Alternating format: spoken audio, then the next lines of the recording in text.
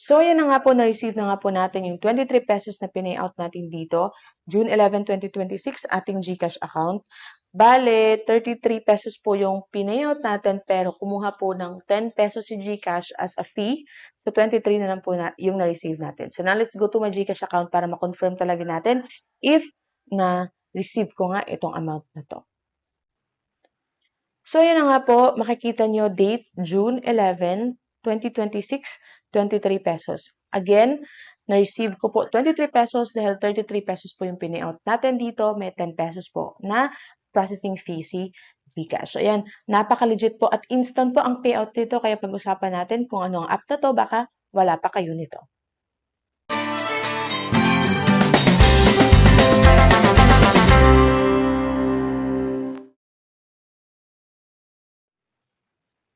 Hello po and welcome back ulit dito sa aking channel. So for this video po, pag-uusapan po natin ulit itong si Panjoy. So makikita nyo, nag-update po sila based yung nakaraang video natin, yung interface ng app nila ay mas pina-improve po nila. So dito sa mga nagtatanong kung paano po tayo kikita dito, kikita po tayo by accumulating parang yan red envelope. And dito makukuha po natin yan by magpa-level up po tayo dito sa kanilang parang harvesting the crop, ganyan. So, makikita nyo, nasa level 16 pa lang po ako. Tapos, meron na po akong 189.44 pesos. Tapos, dito po pala, makikita nyo sa baba yung kanilang mga icon. May mga messages po yan. So, may mga, yan siya. Ayan, pwede kayo makapag-chat ng mga friends ninyo. Tapos, dito sa family, if you want to join a family. Tapos, may postings. Ayan siya. Dito sa mine, makikita nyo dito yung inviting your friends. If you want to invite your friends, you can also earn red packets. Yan parang, ayan siya. Tapos, dito, sa homestead, ang kailangan nyo lang po talaga ay mag-level up.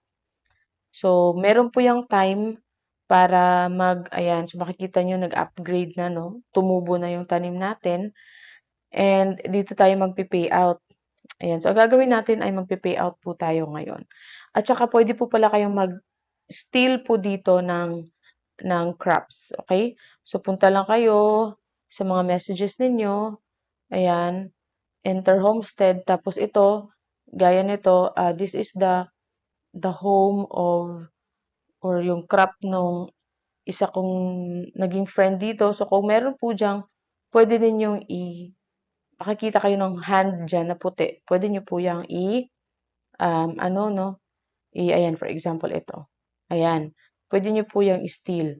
So, click mo yan. Tapos, ay, naka-steal po tayo ng 34 bamboos. Okay? So, ngayon mag-withdraw po tayo. Click po natin yung parang red packets dyan.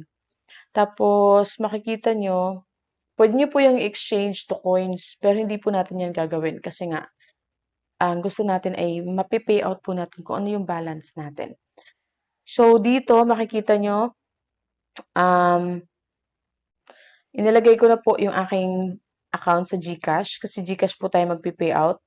Dito, merong GCash, Maya, yung na-remember ko. Pero GCash po kasi yung nailagay ko. Kaya ayan, GCash po tayo magpi-payout. Wala pong Lazada dito. Okay? So, direct po tayo sa GCash. Tapos, makikita nyo, ito yung mga pwede nating ma-withdraw. So, one time, hindi pa ako nakapag-payout ngayon pa lang. So, meron ditong only one time, you can withdraw 33 pesos. Next time, you can withdraw 192, pero dapat umabot po tayo ng level 35. Tapos, again, level 45, 320 yung pwede nating ma-withdraw. At saka, ultimately, 640 one time daily. Okay, so ngayon, try natin mag-payout tayo ng 33 pesos. Okay, click natin yan.